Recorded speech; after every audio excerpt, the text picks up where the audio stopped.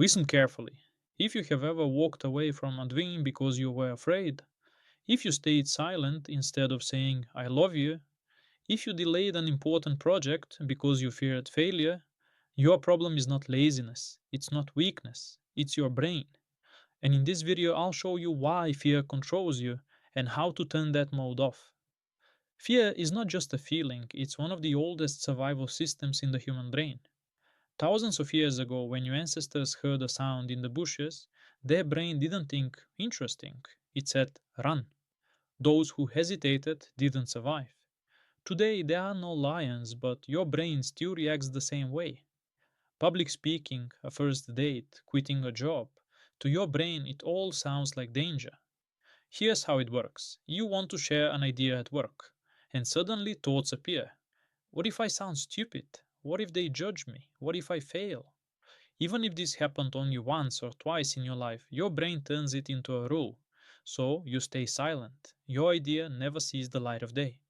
And your brain says, see, I protected you. But you didn't survive, you just hid. Now, science.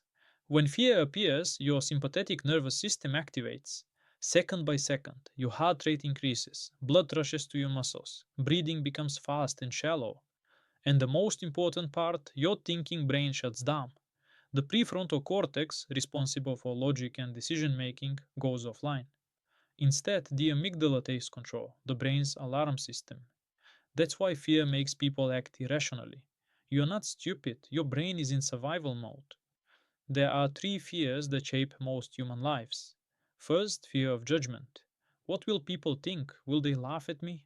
This fear stops you from speaking, connecting, changing. Second, fear of failure. If I try and fail, something is wrong with me. This is the core of procrastination. Better not try at all than risk failing. Third, fear of the unknown. I don't know what will happen, so it must be dangerous. This fear keeps people in jobs they hate, relationships they've outgrown, and lives that feel too small. Here's the key part. Step 1: acknowledge fear. Don't fight it, don't suppress it. Say, I'm afraid, and that's normal. Fear weakens when you stop running from it. Step 2: question fear.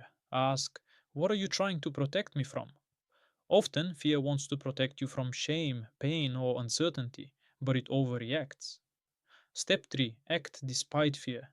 This is the most important step. Don't wait for fear to disappear, it won't. Action rewires the brain. Each time you act while afraid, your brain learns, oh, I survived. After enough repetitions, fear loses its power. Try this right now. First question: what is your biggest fear at this moment? Write it in one sentence. Second question: what would you do if this fear didn't exist? The distance between these two answers is where your real life begins. Fear is not your enemy, it's a report from your brain. Thank it for trying to protect you and move forward anyway. On this channel, we talk about psychology without filters, no motivation cliches, just understanding. Subscribe if you want to know why you act the way you do and how to change it. And write in the comments which fear controls you the most: judgment, failure, or the unknown. See you in the next video. Soft Mind Lab.